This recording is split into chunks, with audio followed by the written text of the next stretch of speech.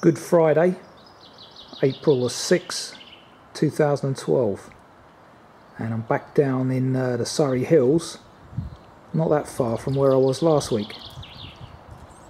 The reason I'm walking today on a Friday is because this is one of the few outstanding Book 1 walks I have to do, and you can only get to Gomshall, which is where this walk terminates, on a weekday or Saturday. So walking, today gives me a good opportunity to do that walk. About 10.5 miles, so not particularly long for what appears to be another glorious day.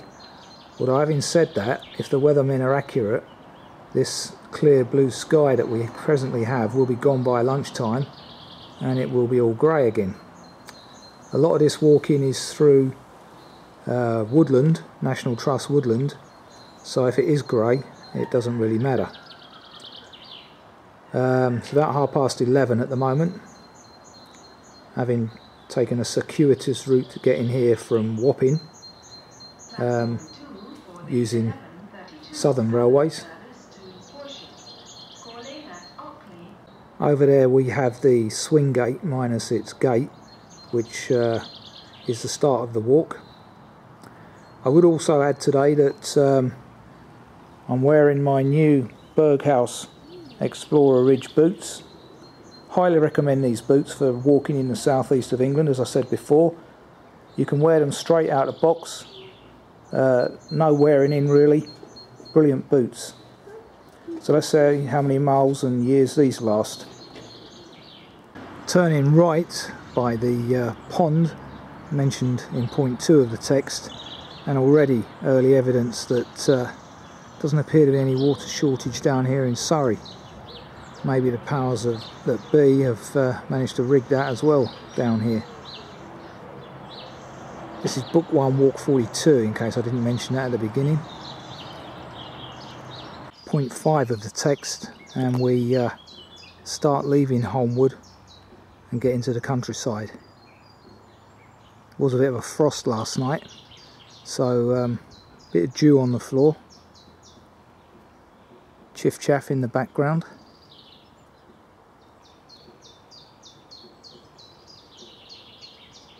Lovely to hear them. Sure we'll hear them all day today. Still waiting for that cuckoo though.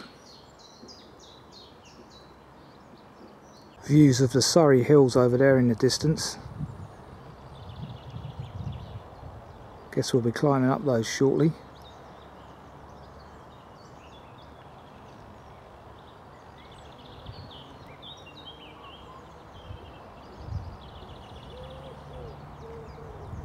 Crossing over the line to Holmwood.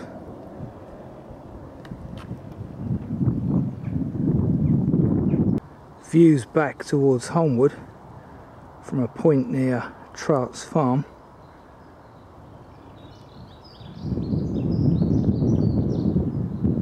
What a lovely coloured butterfly that is. I think the wings are wingtips are more orange than's coming up on this film. I have to check that out when I get home. Not sure if it's clear either. Maybe the background's taking precedence here.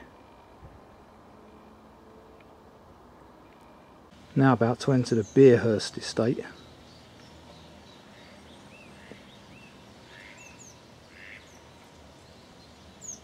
Crossing over the bridge, and we take a right just behind me.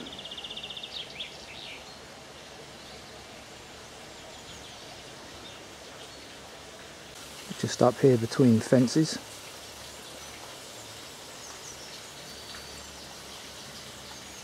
Cock pheasants sneaking off over there.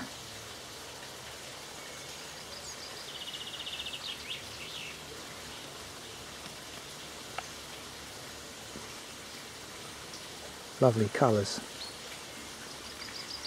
You can tell it's exotic, can't you?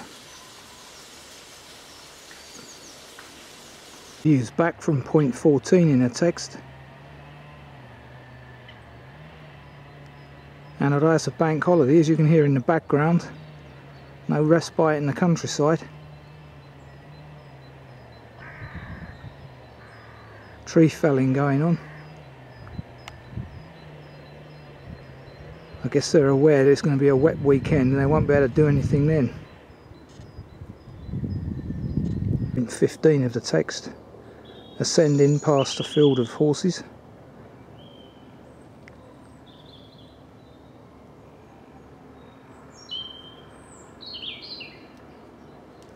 And there you have it.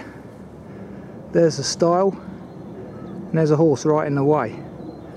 Back legs pointing in my direction as well. I have to shoo him off somehow.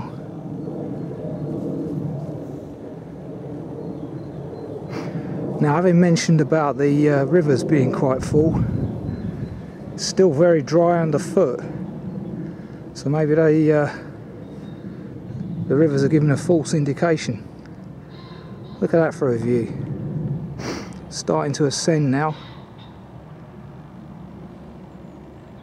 Still misty and murky out there, so the weathermen may well be right about it being grey from about 1 PM onwards.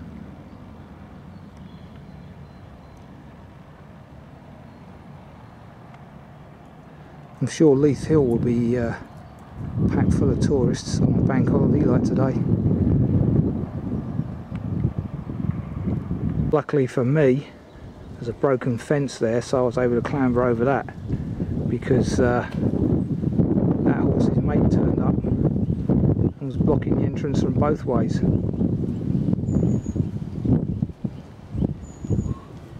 Point 16 of the text, and the fence has obviously been rebuilt since the text was written, because the stile is now on the left of this field gate. But look at that view you get now.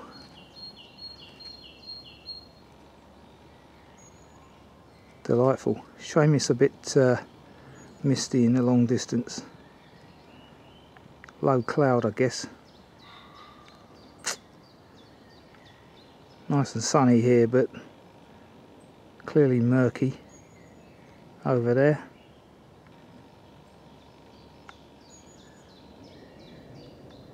And there's that old chiff chaff again.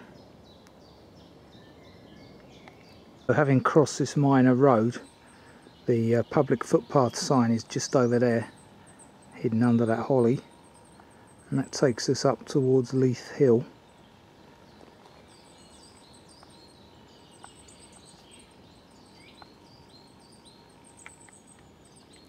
Little outcrop of bluebells here. Obviously probably been put back slightly by last night's frost.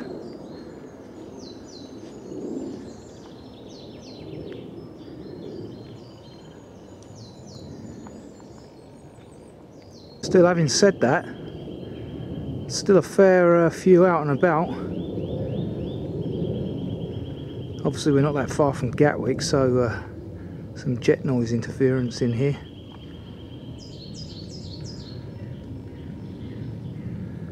Plenty of natural bird song though to offset that. This is a very pleasant little walk ascending Leith Hill.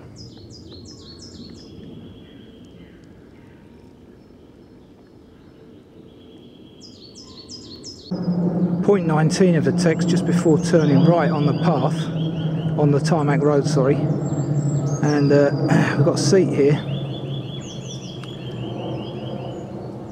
presented by the National Trust in memory of Frank Longhurst, clearly an ex-employee, died in 79, R.I.P.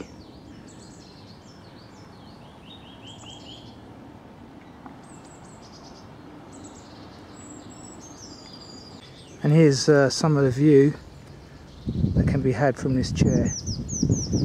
Very pleasant.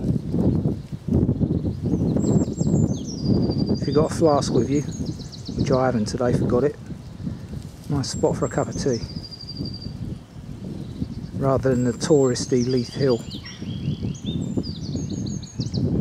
Just about to enter Cold Harbour, and behind me somewhere in the background there is a nuthatch.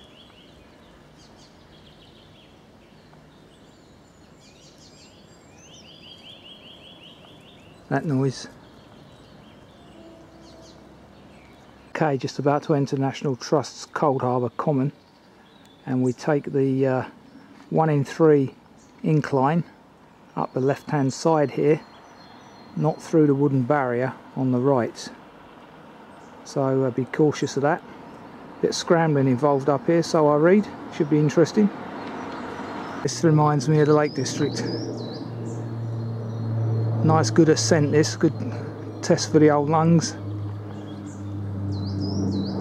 Long time since I've done an ascent like this. All good stuff. It's like a gully of leaves really. Just as well I got the old, well, in fact, just as well I got the new berg houses on. They grip those leaves very nicely. Ah, delightful.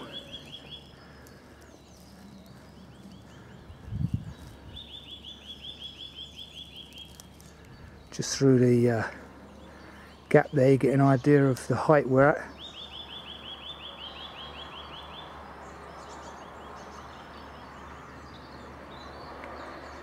.25 of the text.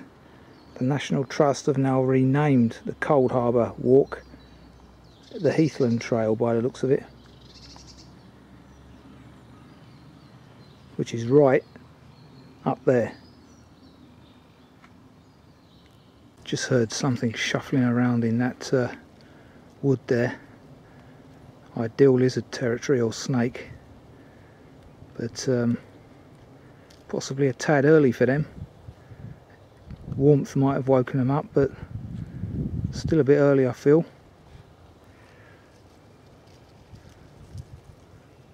Just walking through this cleared section. This refers to these posts being numbered, but I'm unable to see any numbers on them. I do believe this one's number 6 referred to in the text, but as I say, no number to indicate that. It seems, although the text was updated quite recently, things have been changed by the National Trust. And from this bench here, through the clearing in the trees, gets a cracking glimpse of the scenery across the Weald. Look at that. As I say, shame it's a bit misty today. And there's that chiff chaff again.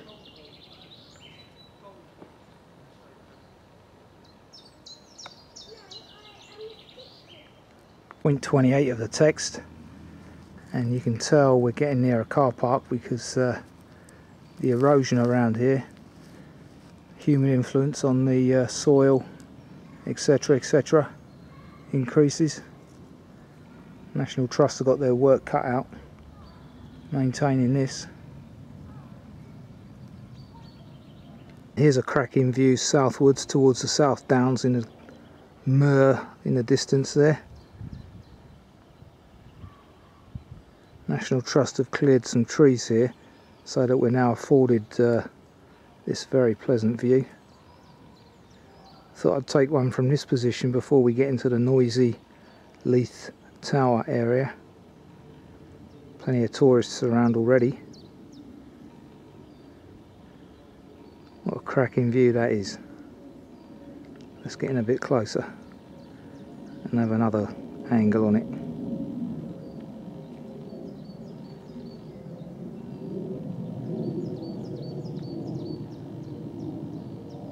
Shame about the jets, but there you go. I will be benefiting from that week Monday when I head to Vienna. So won't be any films for a fortnight.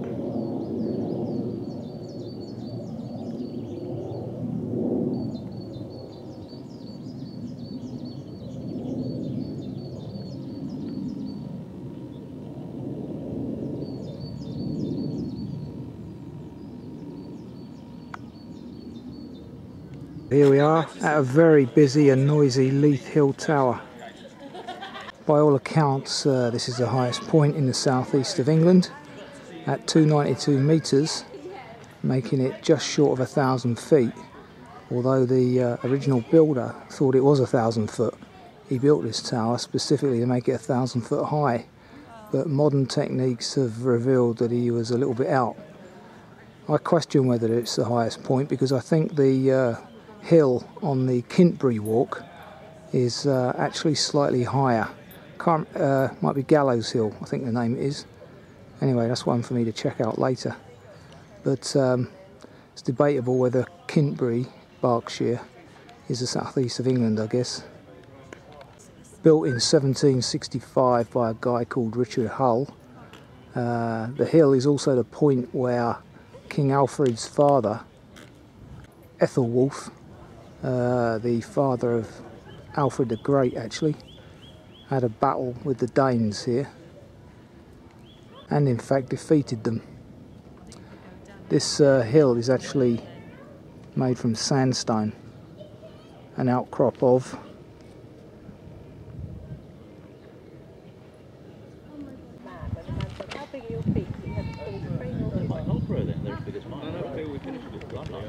Mine are 5.5 in train and 6.5. Well, that's because no, but he did tell me that. Information about the opening hours this year and prices to get in the tower, which I won't bother with even though it is open. Information board there telling us that the tower was given to the National Trust in 1923 by a chap called MacAndrew.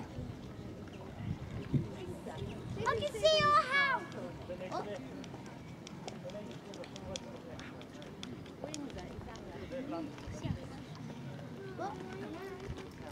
Northwood views.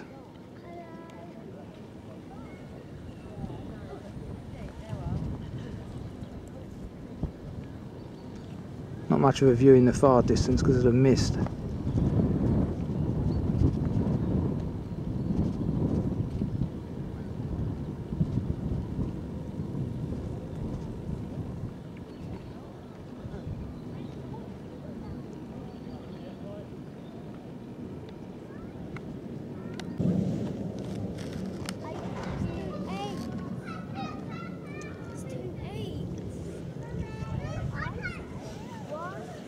Classic Victorian folly. Apparently you can see the English Channel on a very clear day. Probably from the top of the tower, but not too much visibility today in the distance there, as I keep saying. Still, can't complain. It's not raining. Yet. Timekeepers amongst you, it's 1:15, and by all accounts, amongst these pines at the moment, according to an information board that I've just read, there are crossbills in here, bird I've never seen, with their young.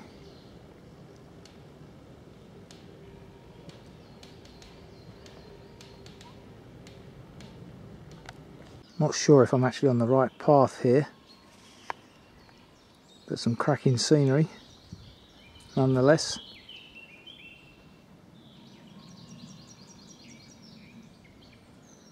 .33 of the text at the moment. Okay, .33 of the text, and I believe I've hit the T-junction. All the indicators are correct. Turning right here is indeed about 5 degrees, so fingers crossed. 34, the pathway coming in from the right, so it looks like I am on track. Delightful forest walking, and this walk is pretty much 80% like this now.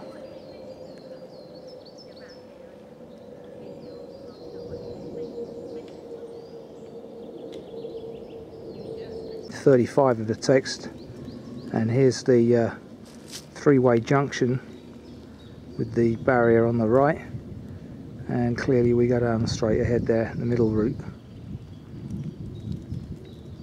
Look how that tree's just rotted away.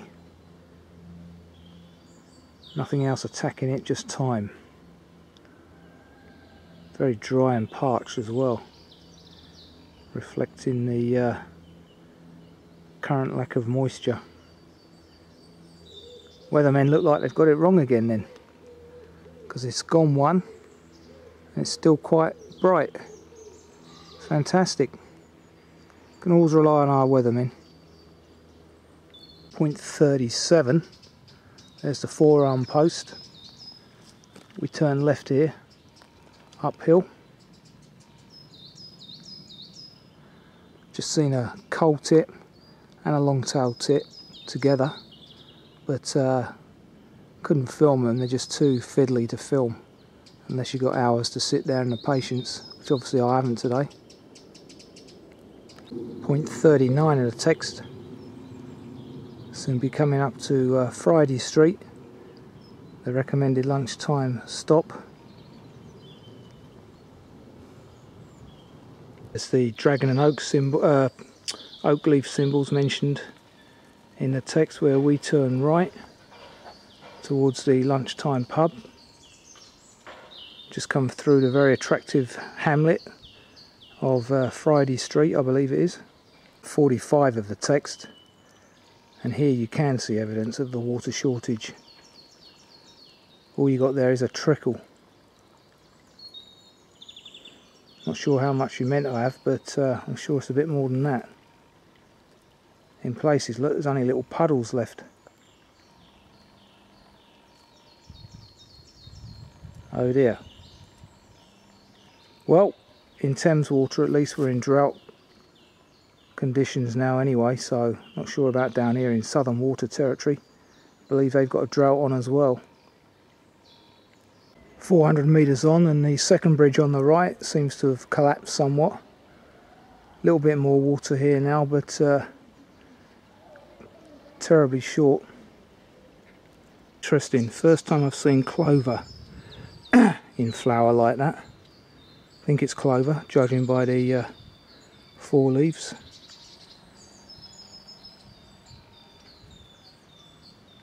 Stephen Langton Inn,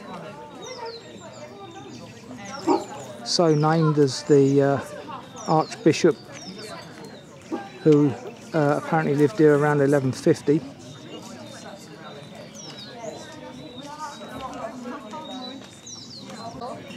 Apparently Langton was a subscribing witness to Magna Carta and refused to publish their excommunication by the Pope.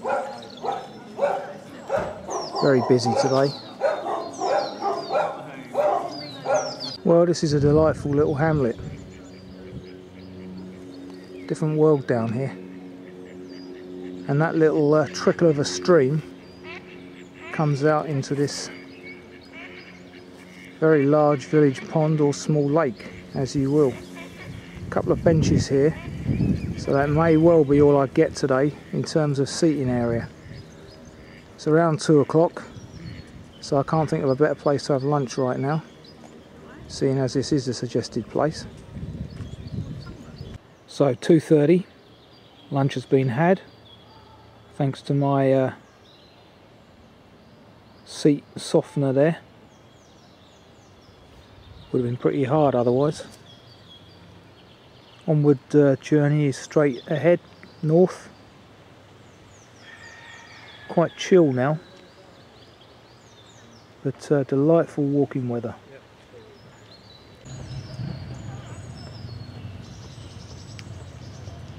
One last view of the village pond from a different angle. Delightful. Very popular as well. Footbridge over the stream, which splits here.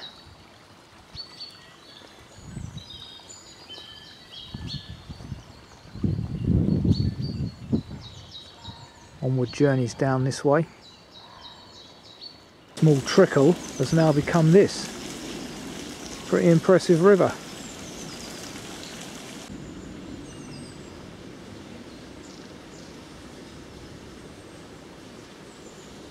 It's 51 and 2 of the text, walking through the Watton estate, and the weathermen are still wrong with the weather. Fingers crossed this holds out to the end of the walk. Absolutely delightful.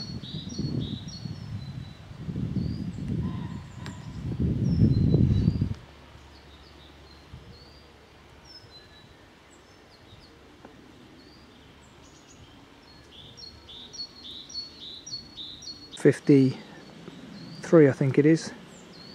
Turn right here, steeply up that gully. And a gully it certainly is. Got the smell of freshly cut pine trees in here. Delightful.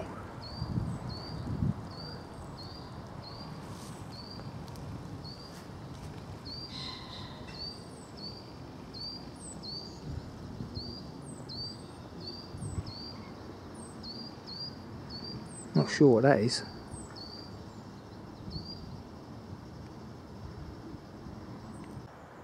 Point 52 of the text. Sorry, 54. Get some idea of the height we're still at. About 150 metres here. Very much a working estate this. Watton house over there in the distance.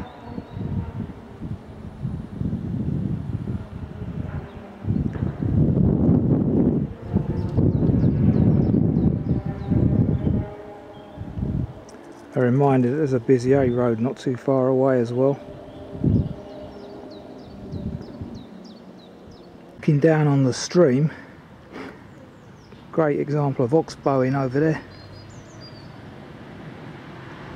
Well, on a mini scale. It's 3 o'clock and we've just reached the Watton hatch.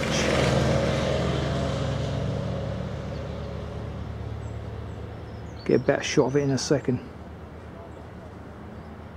As you can hear, not much to promote it really. Very noisy position.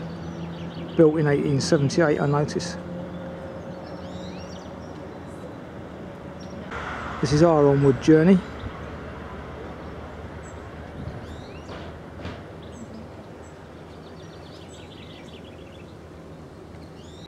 What a lovely view that provides.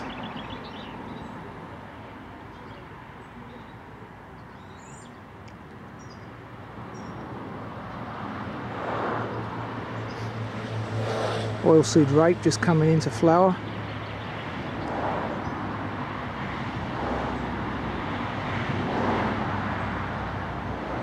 Point 58 of the text, and I'm stood on the stile that you ignore 80 metres down the lane, and what a cracking view that is.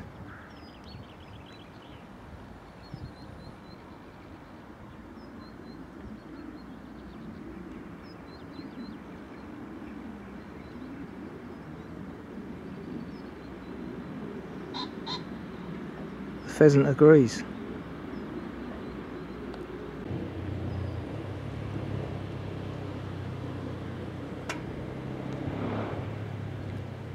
This church is Saxon and contains the tomb of the essayist John Evelyn, whoever he was. One for the Google. As with all these Saxon churches, interesting tower. Could do without that helicopter right now as well.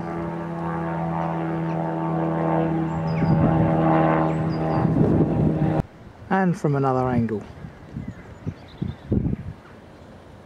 It was a biplane, not a helicopter, but it's gone now, so get a bit of peace and tranquility in this churchyard.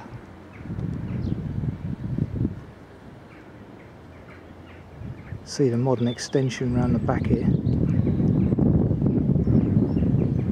Pleasant enough churchyard with a redwood there.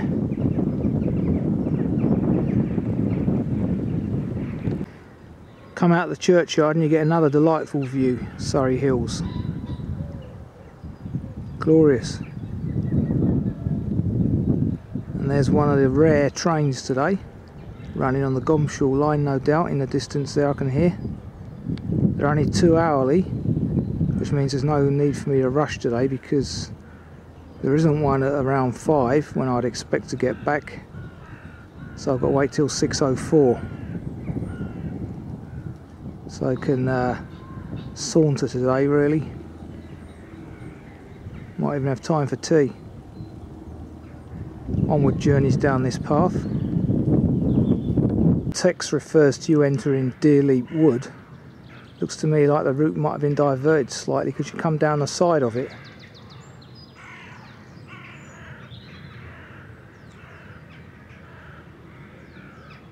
Interesting. Don't often associate rooks with coniferous trees, but there's certainly a load of them over there. Must be something that takes their fancy.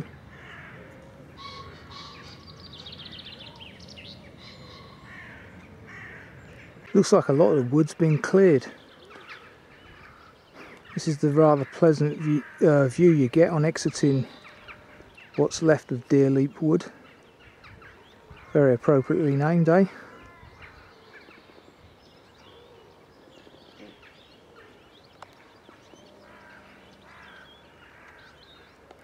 View back from point 62 of the text, just turning right with the path.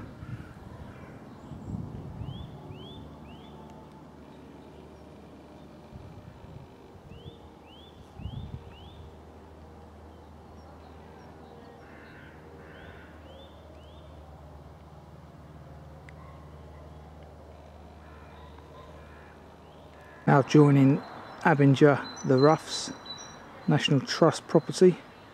We've walked along this before on a previous walk. Can't remember which one. Obviously the Gomshall one, or the one ending in Gomshall. Here's the site where William Wilberforce, aka Soapy Sam, fell off his horse apparently and died. All the information is there.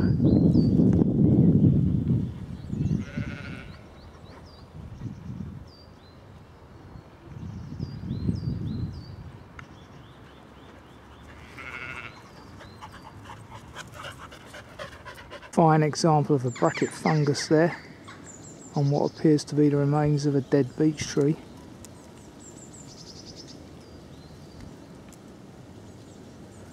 Struck by lightning at some point. Point 64 of the text, just about to continue right uphill. Winds picking up, clouds increasing. So the rain the weathermen forecast is on its way, hopefully tonight. Unfortunately the dreaded rhododendron's taken hold in here, and although that's likely to provide a lovely colour around about May time, it's killing everything off in the forest.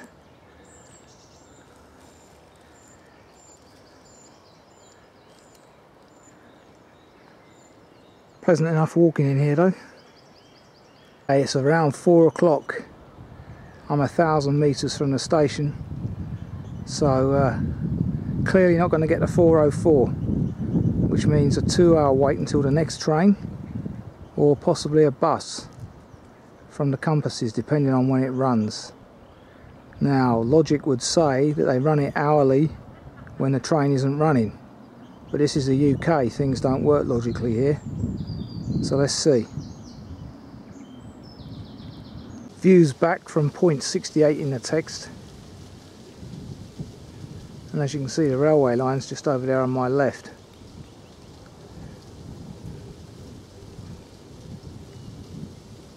Very pleasant afternoon it is.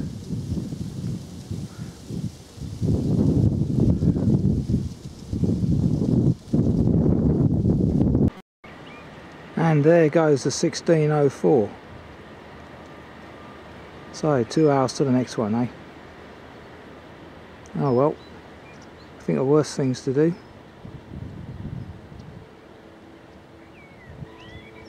That's the old farm mentioned in point 68 of the text down there. Walking down this lane towards the Abinger Arms, there's a whole bank of either aconite or celandine here. Can't remember which it is.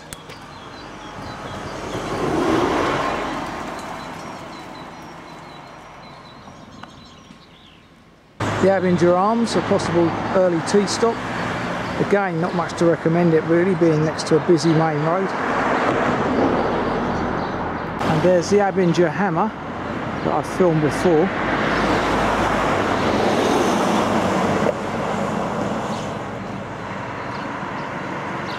Jack the Smith up there.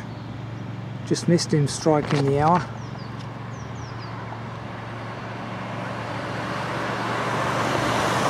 .73 of the text, and there's the red bricked property mentioned, which I notice has got some drought resistant plants on the wall. The Tilling Bourne stream. Now I'd say this is perfect cuckoo territory, but they still don't seem to be here yet. Grey tree rat, aka a squirrel, thinks he's safe up there. Not from me, he's not.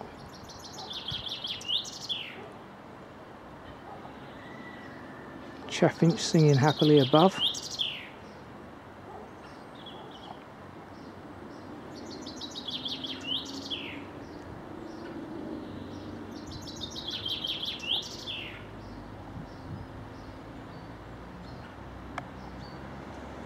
Don't see many bullfinches around these days, I notice.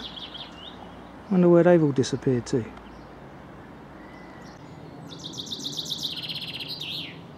Now, is that a chaffinch?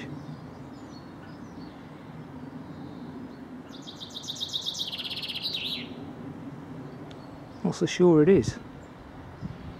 Sounds a bit melodious to be a chaffinch. That's one to be checked out.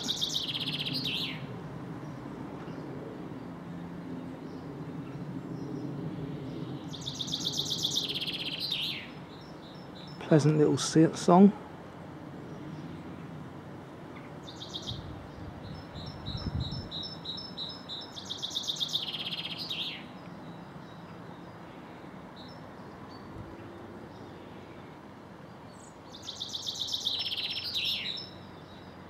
Just a little reminder that shear is not far away.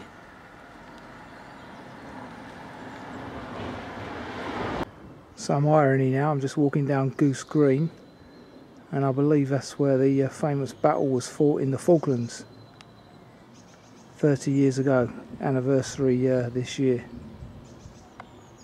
So two options here for tea. One is the Gomshall mill,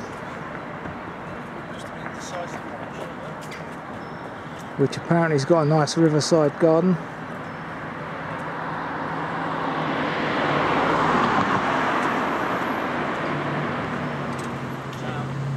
Or the compasses, which it has likewise. But as you can hear,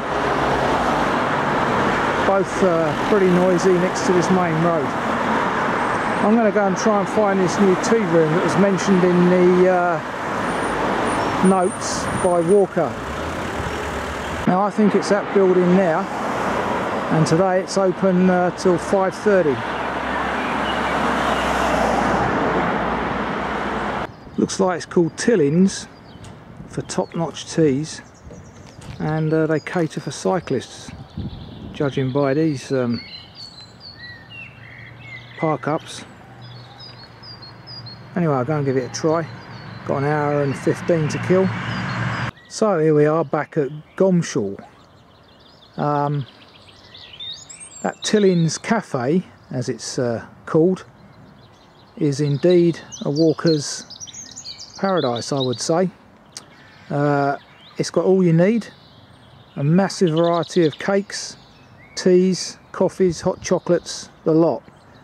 I was talking to the proprietor, and it's a former pub that's been converted into a tea room, coffee house. Spot on. I mean, today there's only a 2-hour train service, so obviously me finishing just about 4:30, I've got 90 minutes to kill. So it's ideally located, being a few yards from the station. So Walker, thanks for your recommendation there. I'll put a little note on the site as well. Now I've tasted the fare. Excellent. That was an excellent walk.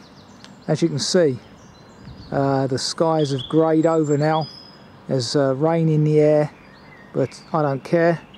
That was a lovely walk, excellent walk actually. For a little 10.5 miler, ideal. Plenty of variety, although mainly forested I must admit. In the summer or later spring will be very green and pleasant. It was that today anyway. So a great walk, and these films just keep getting longer. This one's about 43 minutes now. Book 1, walk 43 completed. In fact, I got that wrong. It's book 1, walk 42. Holmwood to Gomshall completed. And as per usual, the old berghouses were as comfortable as ever, as though they'd never been off my feet. Perfect.